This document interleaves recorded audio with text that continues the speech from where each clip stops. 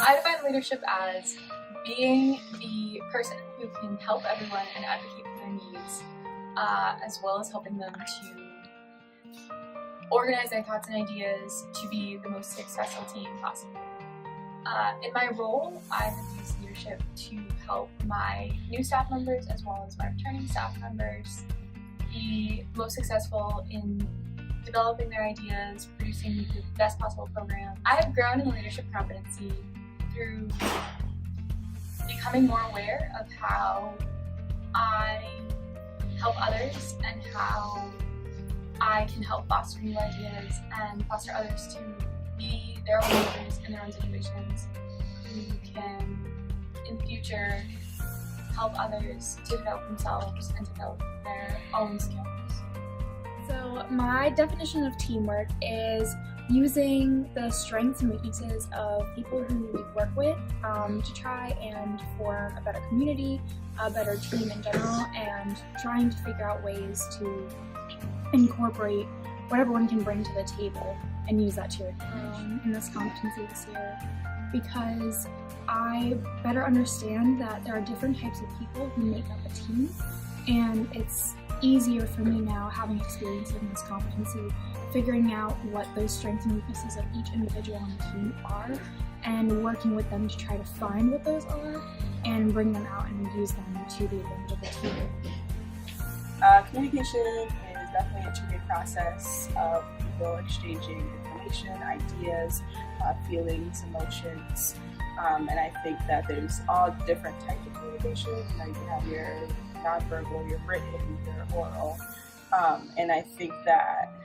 the biggest way in which I have tried to be a leader and a role model within communication this year is exchanging those thoughts, those ideas, those thoughts and emotions in a professional manner. I think one way that I've tried to be a leader and a role model within the competency of communication this year is showing people and teaching fellow staff members and people of the Aura community that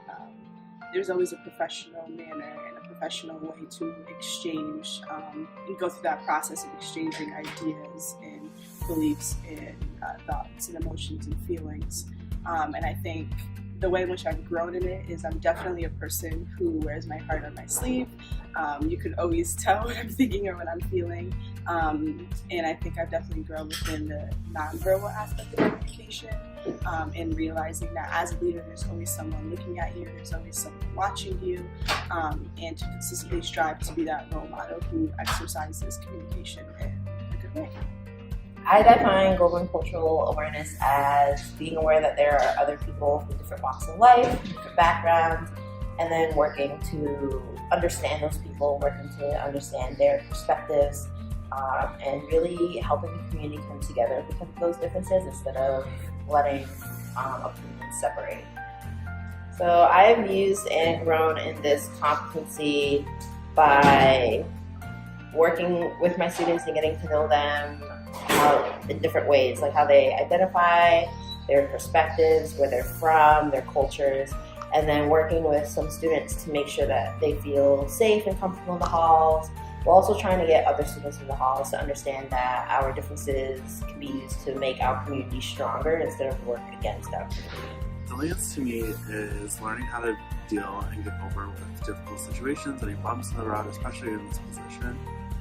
I think this year I definitely focused in on resilience by not only having self-care for yourself, knowing how to get yourself to recover through certain situations, but also know who to rely on, so like friends and family that you can call and get yourself to bounce back, while also knowing that certain things don't have to turn into bigger things, and knowing how to get over those bumps and get over those hurdles so that you can continue forward in this position. My personal definition of critical thinking is being able to use data and analyze that and then apply it to situations around you. One example of how I use this as an RA can be either handling roommate mediations, where a resident comes to you with information and you have to determine what next steps you're going to take with that resident and their entire room, or handling incidents. Incidents can happen on both a small or a bigger scale. And with incidents, you have to determine what resources you're going to bring in, how you're going to respond to it based off of what that resident needs.